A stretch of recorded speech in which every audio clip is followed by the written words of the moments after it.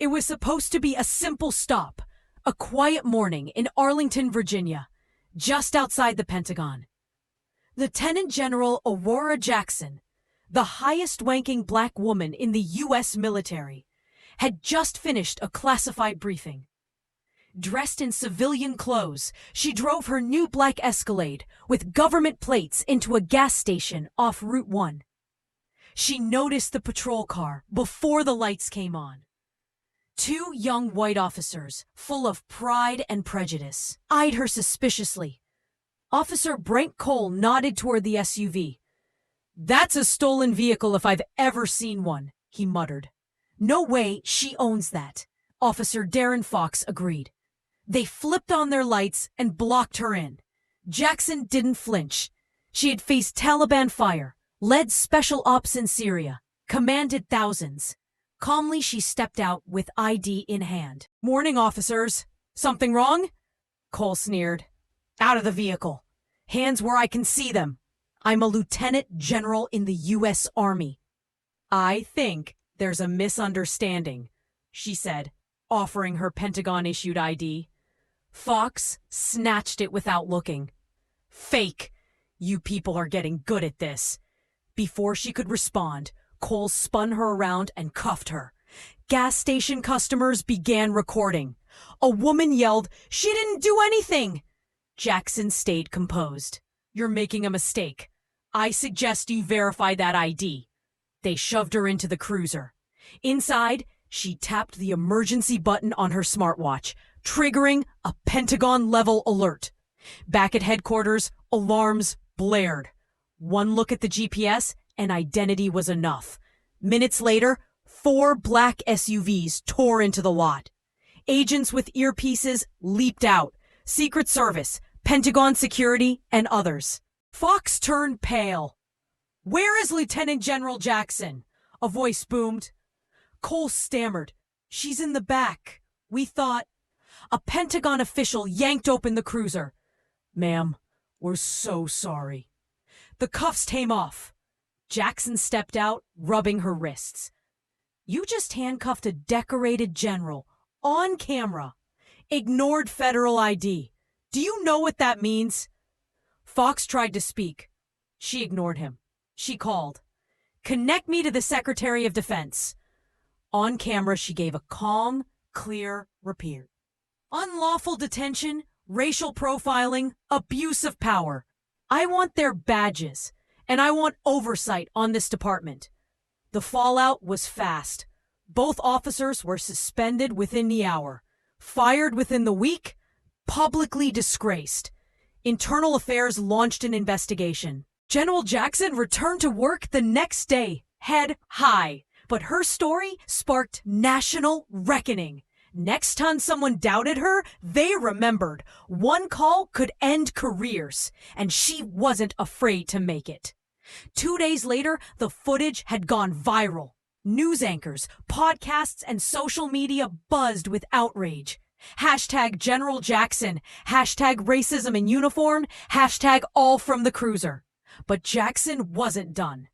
Behind closed doors at the Pentagon, she stood before the Joint Chiefs, calm and firm. "I wasn't just handcuffed," she said. "I was humiliated. If it can happen to me, a 3-star general, imagine kids in the wrong neighborhood.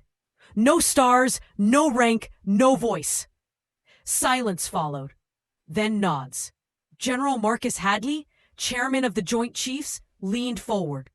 "What do you need from us?" An oversight task force. Federal, not local. Real authority. Track, audit, and address racial profiling with military precision. She got it. Within 72 hours, Operation Equal Watch was born, a Pentagon-backed civilian military commission to investigate systemic profiling, starting with Arlington PD. Meanwhile, Cole and Fox faced worse, blacklisted, their faces aired nationwide. Lawsuits followed from Jackson, the ACLU, and others who'd been harassed. Cole drank alone in a bar, staring at a TV, as Jackson stood at a Senate hearing podium. "And that's why we must change how power is used on our streets." He threw his glass at the screen, but it was too late. The system had turned against him. 1 week later, Arlington Police Department. Jackson walked in, not angry, but resolute, flanked by federal auditors, a civil rights attorney, and a DOJ official. "Good morning," she said to the stunned desk officer.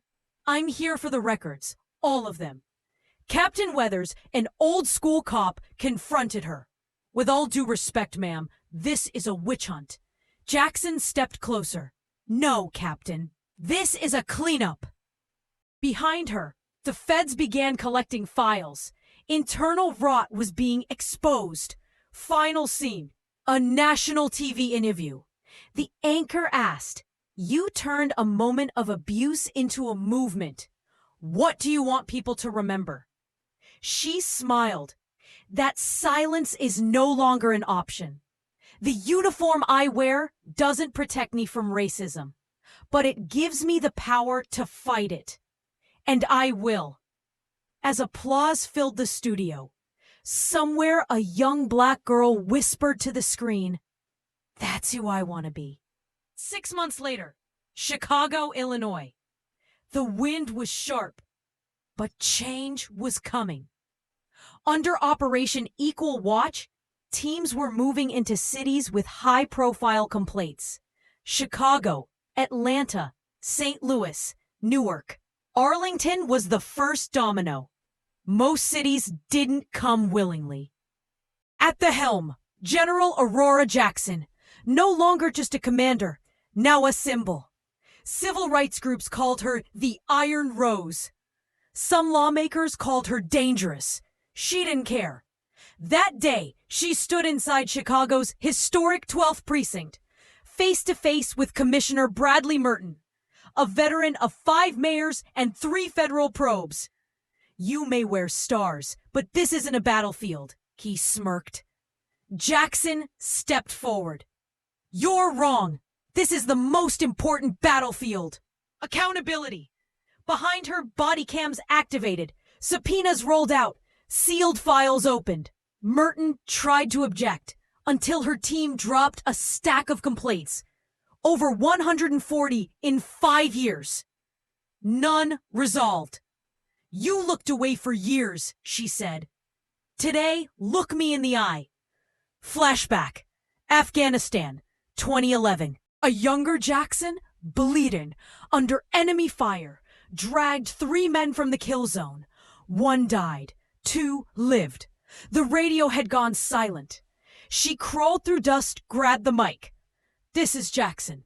Call sign Pamper 6. We're not done. Not today." She'd fought to bring every soldier home. Now she was fighting a new war on American soil. Back to present. Washington, D.C.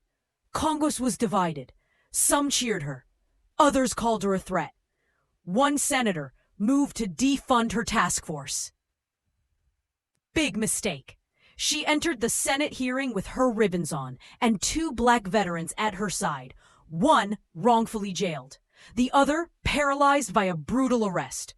"Call it militarization if you want," she said. "But I know what war looks like. And for millions of black Americans, war is walking home at night and praying you don't fit a profile." The room fell silent. A Republican senator asked, "Are you saying police are enemies of the state?" "No," she replied. "I'm saying injustice, defended by badge or ballot, is complicity." The motion to defund was dead by morning. Final scene. Detroit. A boy was stopped for walking suspiciously. Officers mocked his hoodie. One reached for cuffs. The boy handed them a worn card. The officer read, "Protected by Equal Watch Task Force. Rights verified, identity confirmed." The second officer froze. This is legit." The boy smiled. "See the name at the bottom?" They looked. "Lieutenant General Aurora Jackson, Director Equal Watch." They backed off.